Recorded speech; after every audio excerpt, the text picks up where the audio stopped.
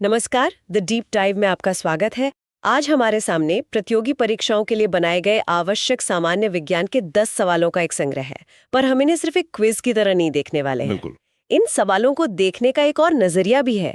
ये सवाल असल में प्रकृति के कुछ सबसे शानदार सिस्टम्स के दरवाजे हैं। सिस्टम्स, जैसे चाहे वो हमारे शरीर के अंदर का सिस्टम हो, पौधों का या फिर पूरे ग्रह का। तो आज की हमारी पड़ताल का मिशन सिर्फ इन सवालों के जवाब जानना नहीं है, बल्कि ये समझना है कि ये छोटे छोटे वैज्ञानिक तथ्य मिलकर जीवन जैसी जटिल और अद्भुत चीज को कैसे संभव बनाते हैं। बिल्कुल।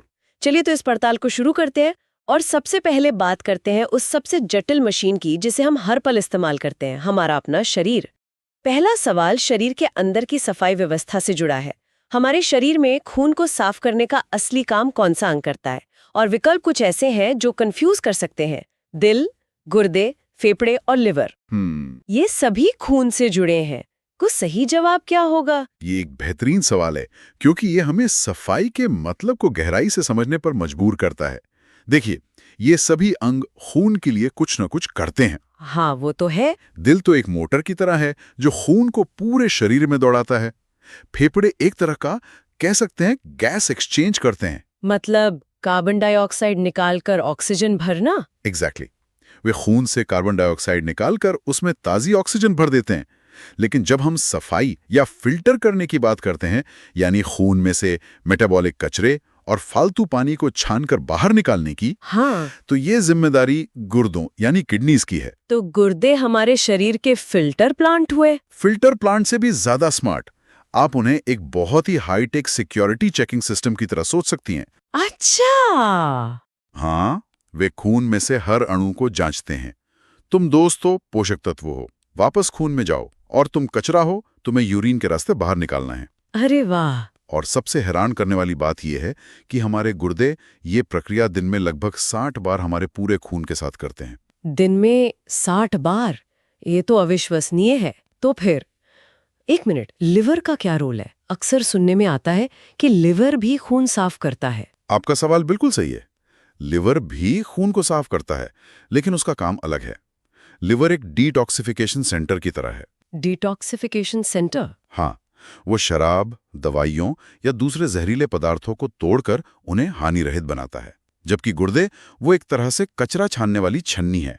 अच्छा, तो लिवर जहर को बेअसर करता है और गुर्दे उस कचरे को शरीर से बाहर निकालते हैं। बिल्कुल। इसलिए सवाल का सटीक जवाब गुर्दे ही है। ये हुई ना बात। अब इसी से जुड़ा एक और सवाल है, मानव शरीर की सबसे बड़ी ग्रंथि कौन सी है? विकल्प है अग्न्याशय, थायराइड, यकृत और पिट्यूटरी। या सही जवाब यकृत यानी लिवर है। ये न केवल शरीर की सबसे बड़ी ग्रंथि है, बल्कि सबसे बड़े आंतरिक अंगों में से भी एक है। एक मिनट, मुझे हमेशा लगता था कि ग्रंथि का मतलब होता है हार्मोन बनाने वाली चीज, जैसे थायराइड या पिट्यूटरी। लिवर को ग्रंथि क्यों माना जाता है? क्या ये भी हार्मोन बनाता है? क्या बात है, आपने बहुत ही जरूरी सवाल पूछा है। देखिए, ग्रंथि या ग्लैंड वो अंग होता है जो कोई पदार्थ बनाता और छोड़ता है। ठीक है। थायराइड और पिट्यूटरी हार्मोन बनाते हैं, इसलिए वे ग्रंथियां हैं। लिवर पित्त यानी बाइल बनाता है, जो पाचन में मदद करता है। अच्छा, तो क्योंकि ये भी एक पदार्थ बना रहा है? बिल्कुल, क्योंकि ये एक जरूरी पदार्थ बना के छोड़ रहा है, इसलिए ये भी एक ग्रंथि है। और ये हमारे शरीर की सबसे बड़ी और सबसे व्यस्त केमिकल फैक्ट्री है। Chemical factory? हाँ, जो 500 से ज्यादा अलग अलग काम करती है, पाचन से लेकर ऊर्जा जमा करने और शरीर को डिटॉक्स करने तक। वाह, मतलब लिवर हमारे शरीर का एक मल्टीटास्किंग सुपर हीरो है, कह सकते हैं। शरीर के अंदर की इस अद्भुत प्लम्बिंग और फैक्ट्री प्रणाली की तरह ही पौधों की दुनिया भी ऐसी ही अविश्वसनीय व्यवस्थाओं से भरी है। असल में हमारी हर सांस पौधों की एक ऐसी ही प्रणाली पर निर्भर करती है, जिससे जुड़ा हमारा अगला सवाल है। सवाल है कि पौधों में प्रकाश संश्लेषण यानी फोटोसिंथेसिस के दौरान कौन सी गैस निकलती है? विकल्प है कार्बन डाइऑक्साइड, ऑक्सीजन, नाइट्रोजन या हाइड्रोजन। इसका जवाब है ऑक्सीजन। प्रकाश संश्लेषण मतलब वो प्रक्रिया है जिससे पौधे सूर्य की रोशनी, पानी और कार्बन डाइऑक्साइड का इस्तेमाल करके अपना भोजन बनाते हैं। और इस पूरी प्रक्रिया में ऑक्सीजन एक बाई प्रोडक्ट की तरह निकलती है। एग्जैक्टली। इस प्रक्रिया का एक नतीजा या कह लीजिए एक बाई प्रोडक्ट होता है ऑक्सीजन गैस। ये प्रकृति का सबसे खूबसूरत संतुलन है। हाँ। हम जो कार्बन डाइऑक्साइड सांस के साथ छोड़ते हैं, पौधे उसे अपने भोजन के लिए इस्तेमाल करते हैं। और बदले में? और बदले में जो ऑक्सीजन में छोड़ते हैं वो हमारे जीने के लिए जरूरी है। ये एक अद्भुत लेन देन है। आपने बिल्कुल सही कहा। ये एक ऐसा चक्र है जो हमें हर पल ये याद दिलाता है कि हमारा अस्तित्व पौधों से कितना गहराई से जुड़ा है। सही बात है। बिना प्रकाश संश्लेषण के हमारे वायुमंडल में सांस लेने लायक ऑक्सीजन होती नहीं। और पौधों के अंदरूनी कामकाज से जुड़ा एक और सवाल है, पौधों में जड़ों से पत्तियों तक पानी कौन पहुंचाता है? और विकल्प है फ्लोएम, जाइलम, रंध्र और मूल रोम। इसका सही जवाब है जाइलम। जाइलम? हाँ, जाइलम और फ्लोएम दोनों पौधों के ट्रांसपोर्ट सिस्टम का हिस्सा हैं। अच्छा। आप समझिए उनकी अपनी पाइपलाइन। अच्छा। जाइलम का काम है जड़ों से पानी और खनिजों को खींचकर पौधे के सबसे ऊपरी हिस्से यानी पत्तियों तक पहुंचाना। लेकिन ये होता कैसे है? मतलब एक 300 फुट ऊंचे पेड़ की चोटी तक पानी बिना किसी मोटर या पंप के कैसे पहुंच जाता है?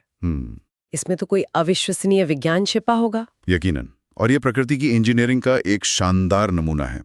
ये पूरी तरह से भौतिकी के नियमों पर काम करता है। अच्छा। इसके पीछे 3 मुख्य बल हैं। पहला, पानी के अणु एक दूसरे से चिपककर एक चेन बना लेते हैं। दूसरा, पत्तियों से पानी भाप बनकर उड़ता रहता है, जिसे ट्रांसपिरेशन कहते हैं। ठीक है। जब एक अणु भाप बनकर उड़ता है तो वो अपने पीछे वाले अणु को खींचता है और इस तरह पूरी पानी की चेन ऊपर की ओर खींचती चली जाती है। मतलब ये प्रकृति का अपना साइफन सिस्टम है। बिल्कुल, जो बिना बिजली के काम करता है। ये तो कमाल है, एक अदृश्य खिंचाव जो इतने बड़े पेड़ों को जिंदा रखता है। तो हमने देखा कि कैसे शरीर और पौधों के अंदर जटिल सिस्टम काम कर रहे हैं, लेकिन ऐसा ही एक विशाल सिस्टम हमारे चारों ओर भी है, हमारा वायुमंडल। चेंगे। हाँ, ये एक आम गलतफहमी है। चूंकि जीवन के लिए ऑक्सीजन इतनी जरूरी है तो हमें लगता है कि हवा में सबसे ज्यादा वही होगी। सही बात है। लेकिन असल में हमारे वायुमंडल का लगभग 78% हिस्सा नाइट्रोजन है। 78%? हाँ, 78%। ऑक्सीजन तो सिर्फ 21% है। ये तो बहुत ज्यादा है। अगर ये इतनी ज्यादा है तो इसका कोई बहुत जरूरी काम भी होगा। बहुत जरूरी। नाइट्रोजन एक तरह से हमारे वायुमंडल का शांत स्वभाव बनाए रखती है। सोचिए, अगर हवा में 78% ऑक्सीजन होती तो क्या होता? तो एक छोटी सी चिंगारी भी महाविनाश का रूप ले सकती थी। जंगलों की आग बुझाई नहीं जा सकती थी। पर नाइट्रोजन सिर्फ एक भराव गैस नहीं है, ये पृथ्वी पर जीवन को स्थिर और संभव बनाने वाली एक अदृश्य शक्ति है। ये ऑक्सीजन के तेज ज्वलनशील स्वभाव को काबू में रखती है। ये तो मैंने कभी सोचा ही नहीं था। तो ये संतुलन सिर्फ हमारे शरीर के अंदर ही नहीं बल्कि पूरे ग्रह के स्तर पर काम कर रहा है। बिल्कुल। चलिए अब कुछ ऐसी चीजों पर नजर डालते हैं जिनका विज्ञान हमारे रोजमर्रा के जीवन में छिपा है, हमारी रसोई से लेकर हमारे घरों तक। पहला सवाल सीधे रसोई से है। दूध में कौन सा अम्ल या एसिड पाया जाता है? और विकल्प हैं साइट्रिक अम्ल, लैक्टिक अम्ल, ऑक्सैलिक अम्ल और एसिटिक अम्ल। इसका जवाब है लैक्टिक अम्ल, लैक्टिक एसिड। Lactic acid? हाँ, दूध में लैक्टोज नाम की एक प्राकृतिक चीनी होती है। जब हम दूध में थोड़ा दही या जामन डालते हैं तो हम असल में उसमें लाखों बैक्टीरिया डाल रहे होते हैं। ठीक है। ये बैक्टीरिया उस लैक्टोज को खाते हैं और उसे लैक्टिक एसिड में बदल देते हैं। यही एसिड दूध के प्रोटीन को जमा देता है और दूध दही बन जाता है। अच्छा, तो जब हम घर पे दही जमाते हैं और कहते हैं कि जामन डाल दो, तो हम असल में लैक्टिक एसिड बनाने वाले बैक्टीरिया का एक स्टार्टर कल्चर डाल रहे होते हैं। बिल्कुल। मैंने कभी से इस तरह विज्ञान से जोड़कर नहीं देखा था। बिल्कुल। और दही का जो खट्टापन होता है वो भी इसी लैक्टिक एसिड की वजह से होता है। चलिए अब रसोई से निकलकर उस चीज की बात करते हैं जो हमें रोशनी देती है, एक साधारण बल्ब।